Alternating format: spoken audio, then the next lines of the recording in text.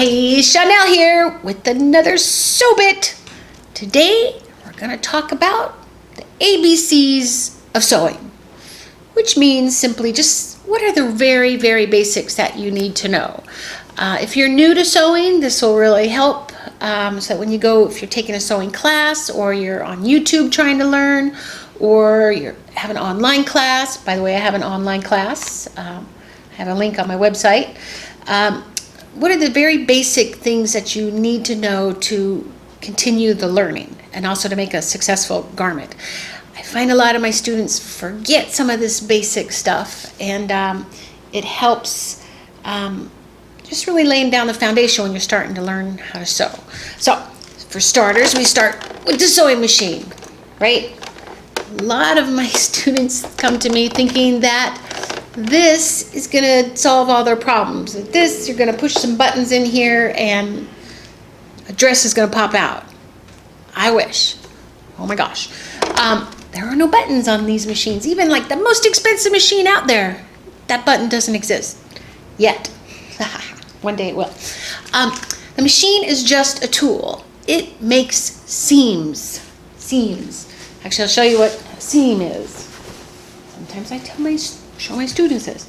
There's a seam right here. It connects two pieces of fabrics together. There's a top thread and a bottom thread on a sewing machine. Goes down, up, picks up the top thread, sews these together. The machine was invented in like the 1861, I believe, something like that. Elias Howe, he was a mechanical engineer, figured it all out. Genius. I think he was like in mid-20s when he figured this out. Genius. Because they hand sewed all this stuff together before. But so this is the seam allowance, which is that fabric that goes out. It's called the seam allowance. And then when you buy a commercial pattern, like so, you'll have like a 5/8 of an inch seam allowance. We use this measurement gauge to show or to find your 5/8 of an inch. So smaller than an inch, bigger than a half an inch.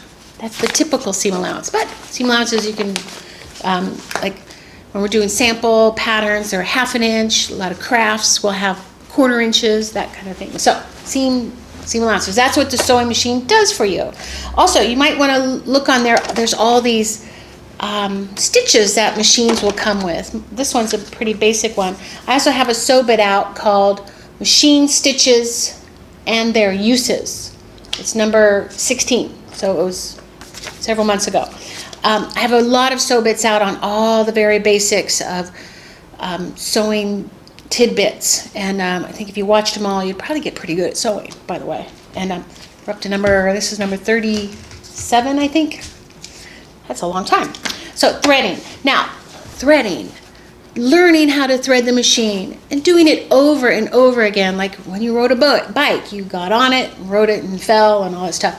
And also every time you sew, you thread your machine, run it through some fabric. I usually have this, I give this to the students to just run it through and make sure it's sewn right, because this one looked like they sewed it here, looked all right, but right here, you can't feel it, but right here, it feels real bumpy. If it feels bumpy, that means the bottom thread is just floating through and it didn't actually get connected into the grooves there and get picked up the right way. So your machine has to be threaded right. This is evidence of, it looked pretty good on the top, but look at the back. Oh my gosh, clumps of thread.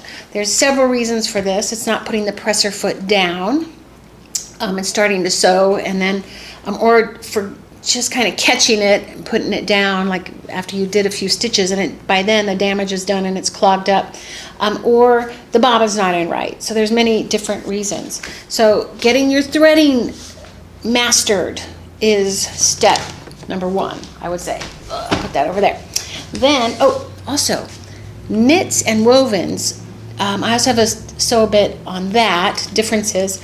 Like this is a knit.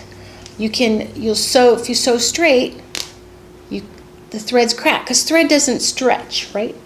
But you can use a stretch stitch, which most machines have nowadays, and it's just all it does is reinforce the stitches. You can even see how thick that stitch looks versus this one over here. It just goes front, back, front, back, front. It makes a more reinforced stitch, that kind of thing. Also, so now, one of the ABCs is when you're making things, if you know how to sew, you're probably going to say, duh, but I see a lot of my students not remembering this when they're in the process. Right side of the fabric, wrong side of the fabric. I'd say in about 85 to 90% of the projects out there, you sew with the right sides together. And you're usually sewing on the wrong side of the fabric. And then you turn things inside out or out, and then like right here you would have a seam like that. So if you sewed it wrong sides together, that's one thing I see a lot of students do. Then we have fabrics. Knowing about fabrics. I did another sew bit about fabrics. This is fabric swatches, and keeping like a note of them, going to the fabric store and investigating, like what's crepe de chine, what's chiffon, what's charmeuse, what's denim, what's chambray, what's jersey, what's linen, what's it feel like, what's 100% linen, what's just only 15% linen, what's polyester, all different polyesters, what's tencel, different types of fabric. Then I also did a sew bit on the weaves of fabrics. So when you put the types of fabrics, the weaves of fabrics, the fibers, you put them all together, that's why there's millions of fabrics out there. Millions, I think, I'm not sure. But knowing about fabrics, because that's what we use. We use this. It's way more important than the sewing machine, actually, because you can always hand sew this together. Now, fabrics have grain lines. This is a loom, very basic. Straight grains, cross grains, and the bias grain has a stretch. I drew it on this piece of fabric.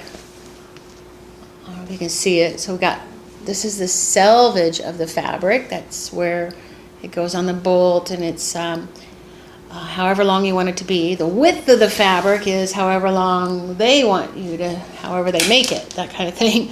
But so the selvage, the length grain runs along the selvage. The cross grain is what creates the fabric, weaves up and down, up and down. And then the bias grain right here is just that 45-degree angle, and it has a nice stretch to it. So knowing about fabric, knowing how to cut out your patterns on the grain, really important.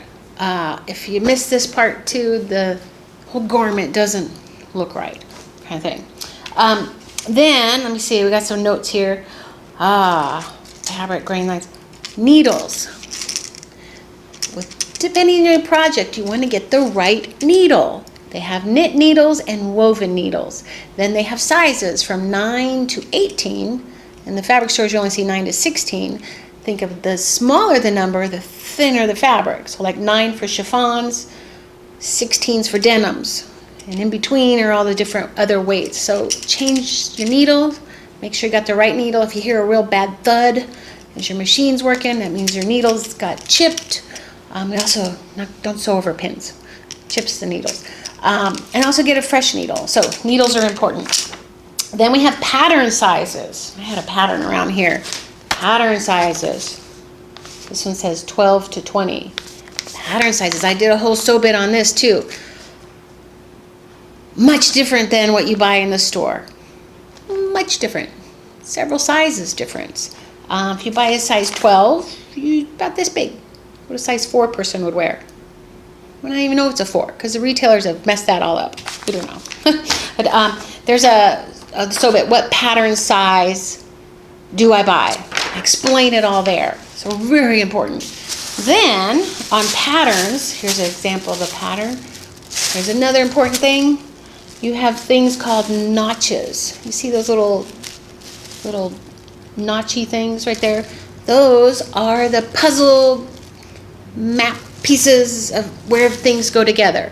If you're putting pieces together to form a garment and their notches aren't matching up, like they're really far off or something, it's evidence that you got the wrong piece to the wrong, or the wrong, it's not right sides together, or that kind of stuff. Evidence there.